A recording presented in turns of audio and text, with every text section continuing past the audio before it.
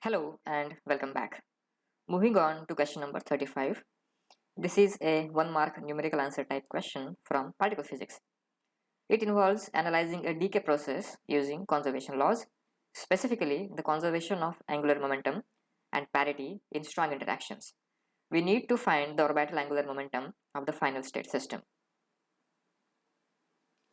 So the question describes the decay of a delta plus baryon into a proton and a neutron pion at rest. Proton and a pion which is at rest. We are given the spin and parity of the delta baryon, which is 3/2, and parity is positive. We are also told the pion has negative parity. The parity of pion is negative, although not explicitly stated in the text. As a physics student, we must recall the standard properties of the proton, so which has spin half and the positive intrinsic parity. So positive parity is positive for a proton. The pion is a scalar meson which has spin 0. And our goal here is to find out L, that is the orbital angular momentum between proton and pion, L. Alright. So to solve this, we use two conservation laws. First, angular momentum.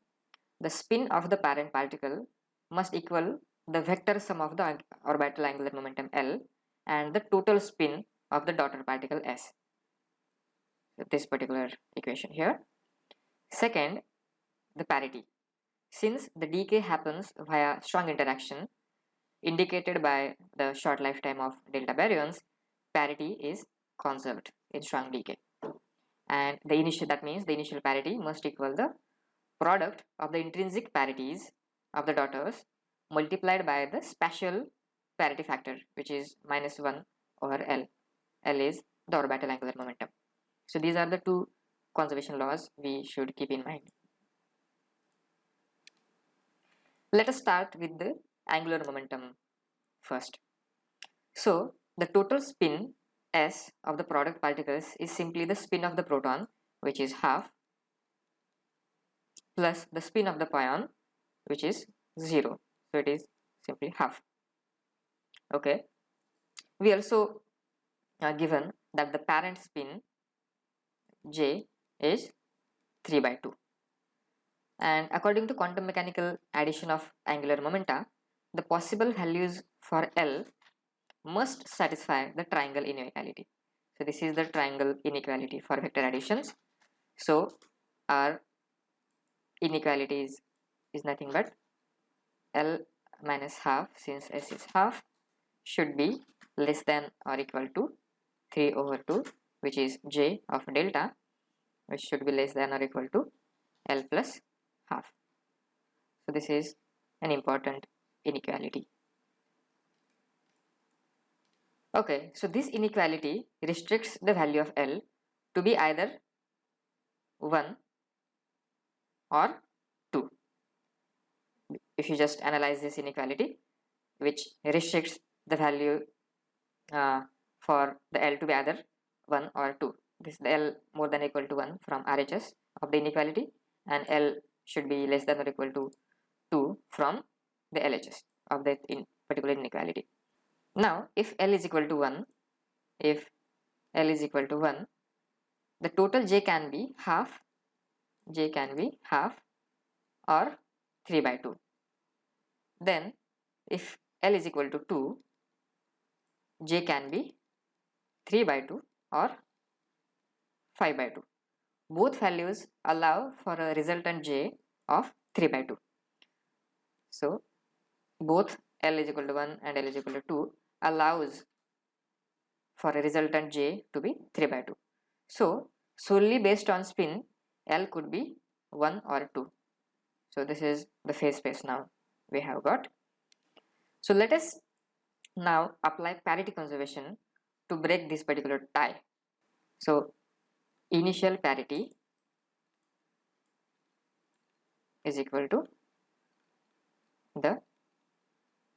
final parity. The positive delta, so we have delta particle which is positive parity equals positive for the proton times negative for pion times minus 1 over L. So this is the substitution that leads to this particular state. So this implies that minus 1 over L must be negative to cancel out the negative sign from the pion. So that means L must be odd. So this particular equation implies that minus 1 over L must be negative to cancel out the negative sign from the pion. That means L must be odd. That is, it should be 1, 3, 5 and so on. So looking back at our allowed values for from the previous slide, which was 1 or 2, the only odd number here is 1. So our final answer is 1. Therefore, the orbital angular momentum of the system is unity. Now let us look at a key takeaway for this particular problem. Always remember that the orbital angular momentum L contributes a parity factor of minus 1 over L. And in strong decays like this one, parity is strictly conserved. If the intrinsic parity of the system flips, like going from positive delta to negative product state, the orbital angular momentum must be odd to compensate this particular state. So this is a key takeaway. And for more practice on applying conservation laws in particle physics, you can refer to the nuclear and particle physics course by Professor Paulos from IIT Guwahati. The lectures on symmetries and conservation laws are particularly helpful.